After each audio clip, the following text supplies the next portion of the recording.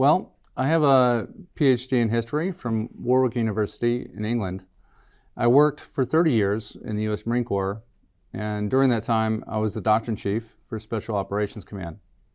I also taught history at the U.S. Naval Academy, and it was at the Academy that I started publishing military history, including my book on the Battle of Iwo Jima. I retired from the Corps in 2020, and I've been working at JSOU ever since. I am currently responsible for the Special Operations Support to Resilience and Resistance program of study. This program has been under development for a couple of years, and we are launching courses in 2024. It's pretty exciting.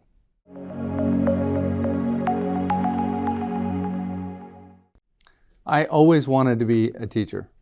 In my high school yearbook, it says future history teacher underneath my photo. And it took me a while to finally become a professor, but I love it. You know, research, writing, and teaching, those are the activities that I love to do.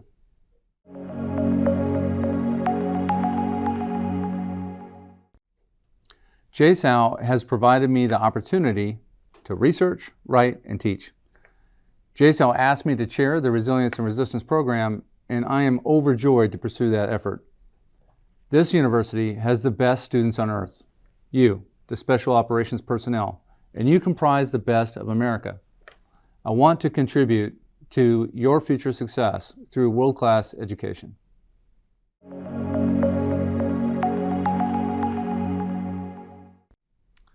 Well, I'm kind of a rare bird with both academic and military experience. I started working in the space of irregular warfare while I was at SOCOM in 2011. I was the lead architect of JP 305.1, that's the Joint Doctrine for Unconventional Warfare, and I worked with a number of scholars and practitioners in this field during that time. And I maintained those connections through the rest of my career. My last duty station was in Australia as the Marine Attaché, and when I returned to Tampa upon retirement, I immediately applied at Joint Special Operations University. I can't think of a better fit to contribute to the force and pursue my academic interests at the same time.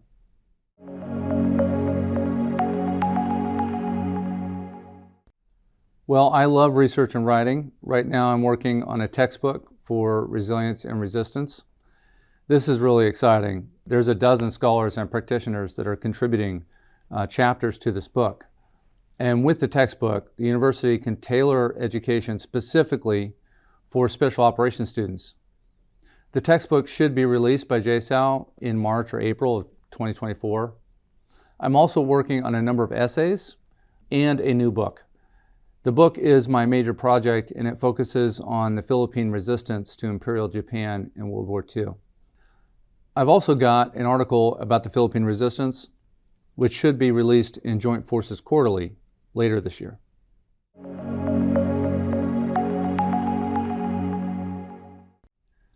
I'm hoping to contribute to the evolution of JSOU over the next 10 years.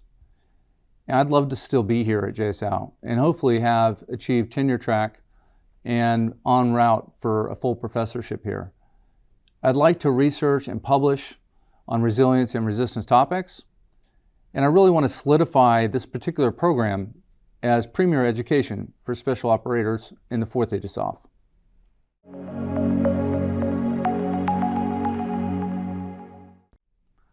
Well, I've had a lot of mentors. There's a lot of advice to choose from. One thing I've learned is that friends, they come and go, but enemies last forever. In academia, that advice is very important because scholars and practitioners can get extremely passionate.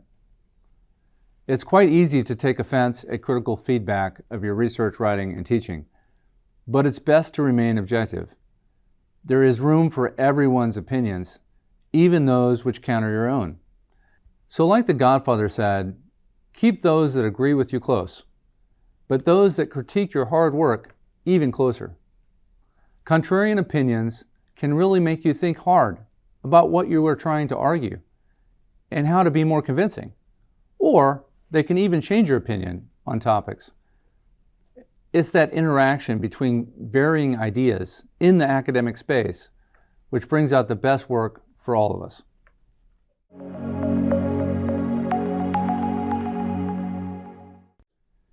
It's important to differentiate between training and education. Tactical training is critical. Training creates muscle memory, which will save lives in combat. From my experience, if we don't create muscle memory, we will make mistakes during violent combat action. Education is different. Education impacts strategy and operational design.